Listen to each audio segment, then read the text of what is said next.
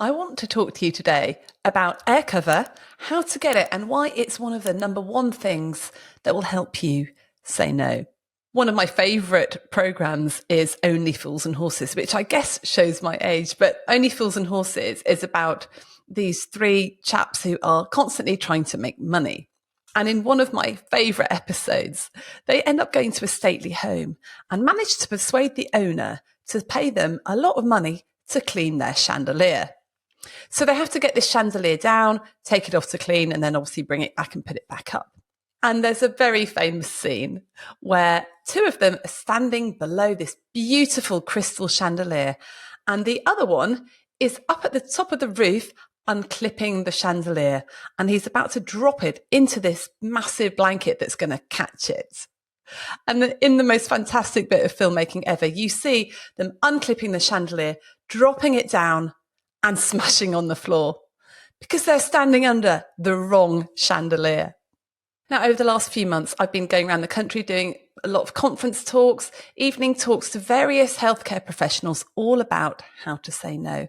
And invariably, everywhere I go, they also have other speakers who bring some fantastic examples of how they are doing things in their practice, around how they've managed to create some boundaries around their workload, around how they've managed to work with other people and make sure that they know exactly what they should be doing and what they shouldn't be doing. And they always have some absolutely fantastic resources to share with people, which will help them say no and prioritize and work out what they really should be focusing on in their practices. The problem is that as I've been going around talking about how to say no, I've realized that just like that blanket underneath the wrong chandelier, we are trying to solve the wrong problem. And we think that if we just give people enough resources, if we just tell them the things that they contractually should say yes to and contractually can say no to, then we're going to be okay. But we forget the one big problem. And the one big problem is this, that professionals in health and social care don't see themselves as businesses who follow strict contracts about what they do and what they don't do. By and large, they don't see themselves as only providing one very, very small service. For example, if I got a heating engineer around to fix my boiler and said to him, well, you know what, there's a leak on my roof as well, chances are that he will say, no, I do not do that. But in healthcare, it's very different, isn't it? And I'm sure in lots of other professions as well, that clients, customers, patients have all these different issues, and the lines are a bit blurred about what we're contractually obliged to do and what we're not. And even if we do have a contract with somebody, we want to do our best to help, because we are not just service providers. We are carers and we are helpers. And certainly as a doctor, it's been drilled into me that we must make the care of the patient our primary concern at all times. Now, that's all very well and good and absolutely how it should be. But then the boundaries get really, really blurred and we end up bending over backwards and not being able to say no, not because we're not totally clear about our contract, but because we genuinely want to help. And when we have to say no, that goes against some of our internal values of I should always be here helping people. I must always cope with all the work. I'm pretty superhuman. I can get everything done. And if I can't, then there's something wrong with me. I'm not good enough. I am not enough. And we've spoken in other episodes about all these stories that go through our heads. So even if we have some very strict guidelines about what we can say yes to and what we have to say no to, we still struggle because we feel guilty. And that leads to people pleasing. We really care what people think about us and what they say about us. We also feel a lot of shame when we can't live up to our own internal values of being able to be there all the time and give the best service all the time to our clients, our colleagues, and our patients. And we end up living with a lot of fear because there's uncertainty. If we say no, what's going to happen? Does that mean I'm going to get into trouble? Am I going to get a complaint? Is it all going to go really, really badly wrong?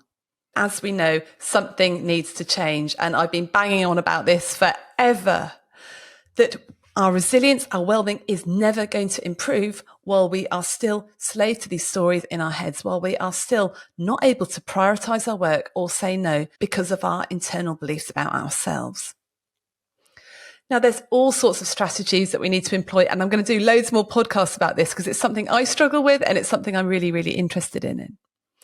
But I remember a few months ago, I was sitting talking to a little group of very valued friends. I value their wisdom and they have a lot of insight into my life, the things I do, and we meet very regularly to support each other. And when we meet, we bring a dilemma that we have at work or at home. It doesn't really matter. And then the others sort of coach us around our dilemma and then make some suggestions. It's incredibly helpful.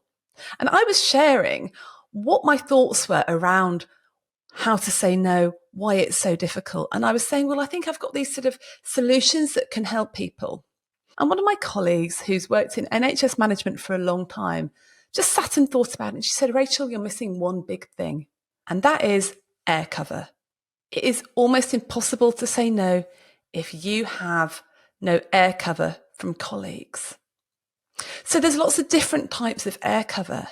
And the ones that we've been focusing on are the sort of air cover about, you know what, it's not in your contract, therefore you don't have to do it, so legally you're covered.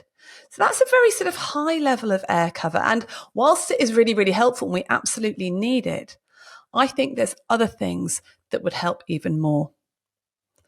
Another type of air cover is getting together with your direct colleagues in your practice and making an agreement what you will say yes to and what you'll say no to, and keeping each other accountable for that.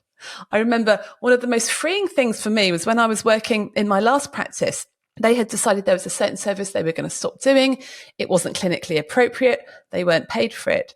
And I remember the partners getting all of us together and saying, we're stopping doing this. We expect you to say no. And if there are any complaints because of that, we've got your back. Bring it on. And that was so liberating. It meant that we were all on the same page and all able to do it. And what's more, we were kept accountable. See, so often we worry about people coming to us and say, why didn't you do this? Why didn't you do that? We're so worried about dumping on our colleagues or shirking our duty. Maybe we should put a little bit more time and effort into challenging other people when they've said yes to too much. We all know those circumstances where you've decided something with your colleagues and one of the other doctors just goes and does it anyway.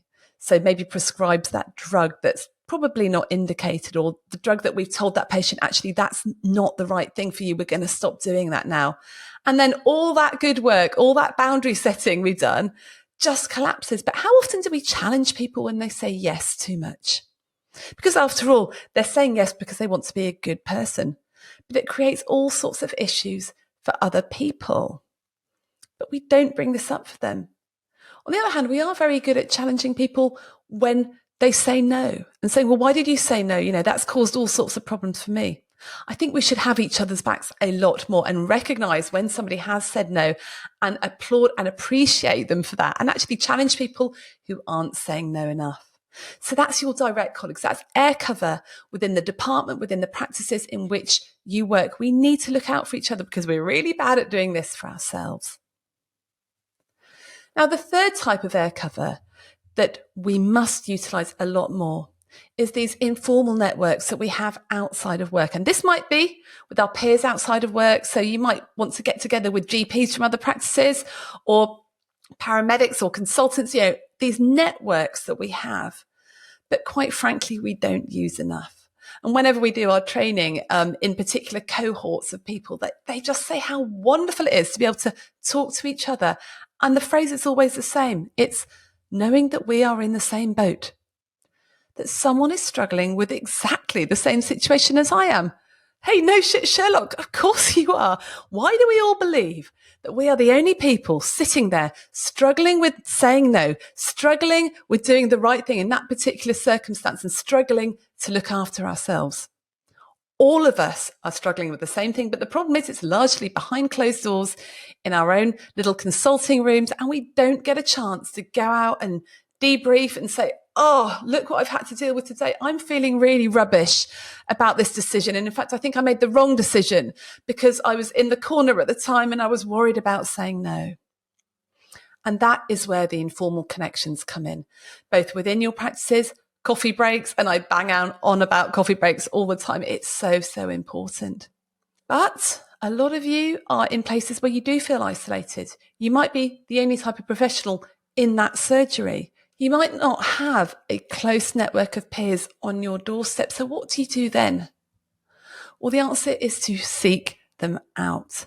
Go to training courses where you can sit and talk to them. Get an informal group together that meets regularly. And the great thing about this day and age is that we can actually meet online very, very effectively. So I am currently in a mastermind group with people that live miles and miles away. But it's really easy to jump on and chat. It's even better if you can do it face to face. So booking yourselves on retreats, training courses, coaching groups, mastermind, or simply just meeting up with a load of mates that you were at university with or on a training course with regularly to discuss these issues. And when you meet up, be intentional. Go round, all share what you're dealing with. Be vulnerable. Get some advice from other people, because you'll be surprised at how many times someone says, I'm in exactly the same boat. And just by sharing that story and knowing that actually you are not a bad person because you made that decision is wonderfully reassuring. And that is how you can get some extra air cover. You see, air cover can help with those feelings of guilt that my actions are wrong and people are thinking badly of me, by just checking it out with other people who can say, yeah, well, I can see why that person might not have liked it, but that was okay. That was okay. It can help with a bit of triangulation, am I the only one thinking this? Is this all right? And just getting some opinions from other people. So important. And air cover can help with that fear and the uncertainty that you have when you think, I'm going to get a complaint or something's going to go really badly wrong if I say no here. Because if it's been agreed as a practice or a group of professionals, then you've got other people that have got your back, and you've probably even got some stuff in writing.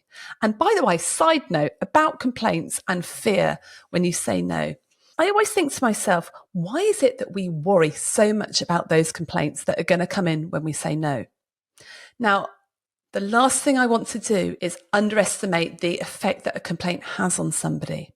My challenge would be, what sort of complaint is going to be worse? Is it going to be that complaint that comes in when you said a well thought out no with air cover? Yes, that will be tricky, but you will deal with it and you'll have other people to back you up. And it's very, very unlikely that you will end up in front of the regulator if you can talk about your reasons. And even if you made a mistake, if you can show insight and learning and apologize and put things right, things will generally be okay. But there's other sorts of complaints that come in, and those are complaints when we are nearing burnout, when we are overwhelmed, when we have not said no, when we've not looked after ourselves, when we've not set boundaries, and our judgment starts to go because we are operating largely from our threat zones, from our fight, flight, or freeze zone. And in that zone, our judgment becomes very clouded. We can only think in very black and white terms. We lose all our empathy. And that is where you become rude. That is where the communication breaks down. That's where you make silly mistakes. And that is where your judgment gets clouded and you might end up doing something you really, really regret. Now, those types of complaints are much harder to sort out and defend than the other ones where you've made a good, well thought through no. And the thing about complaints is we can never really predict what complaints are going to come in anyway, can we? We have no control over that. We only have control over our own mindset and our own behavior. So in order to solve the right problem, which is how do I get over the shame, the guilt and the fear around saying no and prioritizing, we need air cover. We need backup. We need colleagues in our practices and our organizations to support us. So the first action point would be to write down what you can do in the next couple of weeks to get your colleagues together into the same room for a conversation about this. And then how you're going to document it and how you're going to hold each other accountable for saying no. My second suggestion is to work out who your personal air cover is. Who are the people that you can go to and discuss dilemmas with? And sometimes it's even better if they're not in your immediate practice because they don't have the interference of, well, who's going to cover the rota then and stuff like that.